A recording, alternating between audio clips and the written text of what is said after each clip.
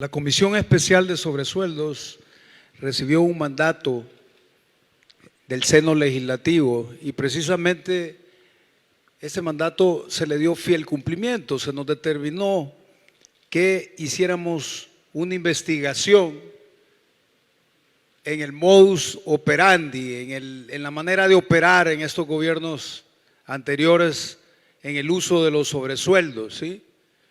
Y después de investigaciones de las citaciones respectivas de exfuncionarios, se pudo determinar que habían tres maneras de operar, ¿sí?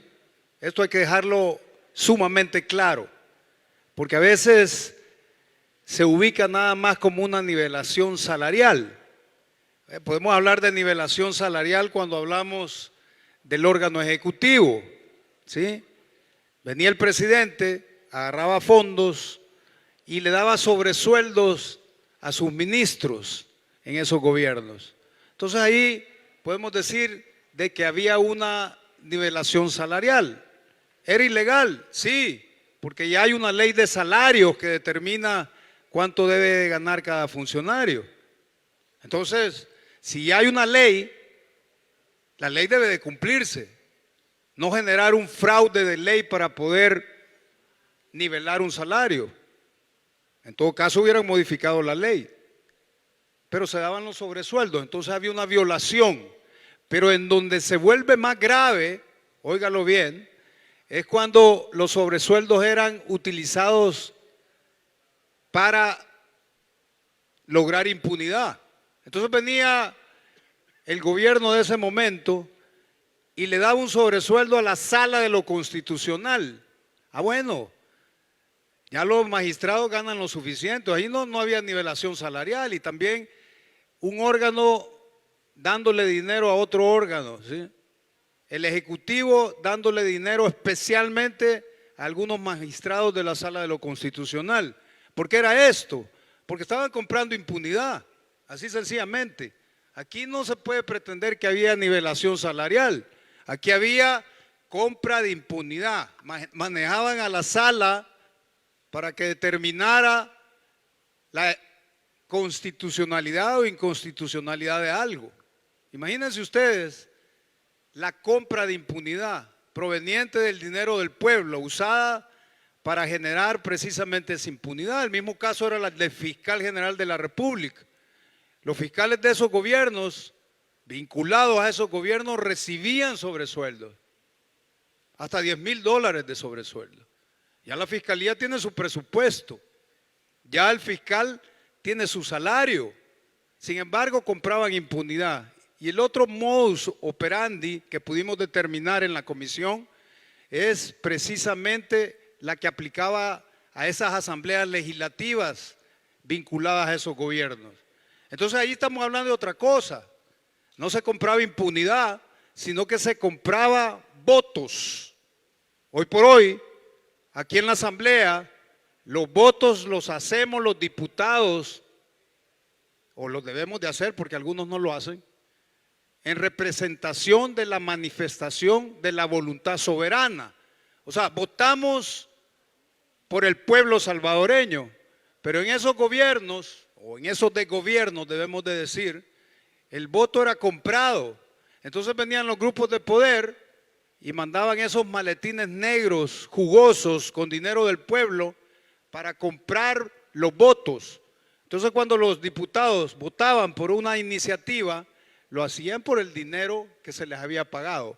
Entonces ustedes pueden ver la diferencia entre cómo operaba el tema de sobresueldos en el Ejecutivo, cómo operaba en el órgano judicial, cómo operaba en la Asamblea Legislativa. Nefasto, ¿sí? Compraban la gobernabilidad y se movían en esa gobernabilidad moviendo los hilos del destino de todo el pueblo salvadoreño. Sí, era nefasto. Y cuando uno les preguntaba qué decían ellos, salían con algo peor, porque cuando estábamos en las citaciones y haciendo las preguntas, venían ellos y decían, no, es que hay un manual de codificación en Hacienda. Bueno, los manuales ni siquiera tienen rango de ley, ¿sí? Imagínense ustedes que había una ley que tiene rango de ley secundario, jurídicamente hablando, y un manual iba a estar por encima de una ley de rango secundario. Puras tonterías, puras justificativas que realmente no son justificativas legales. Entonces no nos centremos en el hecho de que los sobresueldos eran ilegales porque se daban debajo de la mesa o porque no se descontaba la renta. Eso también era una ilegalidad. Pero no perdamos de vista la esencia de lo nefasto de los sobresueldos, ¿sí? Los sobresueldos nos llevaron a tener un país quebrado, donde realmente las iniciativas se daban por grupos de poder, no en favor del pueblo, en favor de estos grupos de poder. Y eso es parte de lo que pudimos determinar. Ahora, ¿qué más determinamos? Bueno, ¿sí? Recolectamos documentación vinculante de estos delitos, ¿sí? La Comisión de Sobresueldos solicitó a Providad. ¿Por qué a Providad?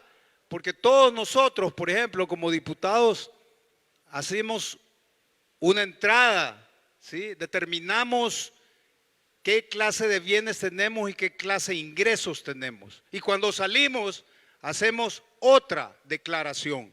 Entonces hay un cruce de información que hace Providad. Sabe cuando usted tiene un incremento patrimonial no justificado. ¿Y por qué es esto importante?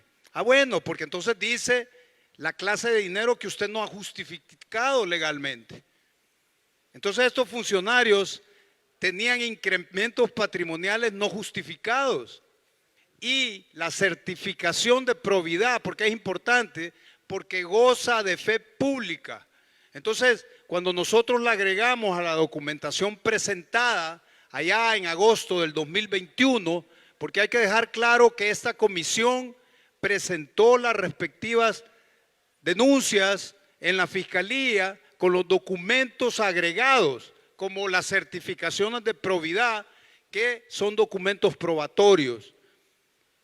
Y hubo otra denuncia que fue la que se hizo de Alfredo Cristiani aparte, ¿sí?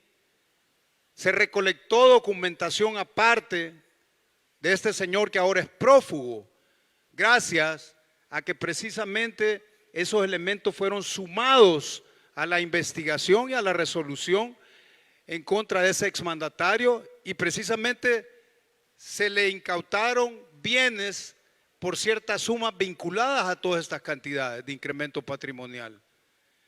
Entonces hay que dejar claro que este informe de cierre no es que hasta ahora se esté dando, ahora se está dando un informe de cierre que lleva elementos nuevos también, que van a ser sumados a los documentos presentados en agosto del 2021. Así que yo personalmente felicito a todos los diputados miembros de esta comisión, bueno, a casi todos, ¿verdad? Porque en su mayoría entendieron el mandato y realmente hicieron una aportación tardes enteras analizando la documentación y analizando cómo podíamos navegar en la recolección de toda esta prueba. Así que muchas gracias, señor presidente.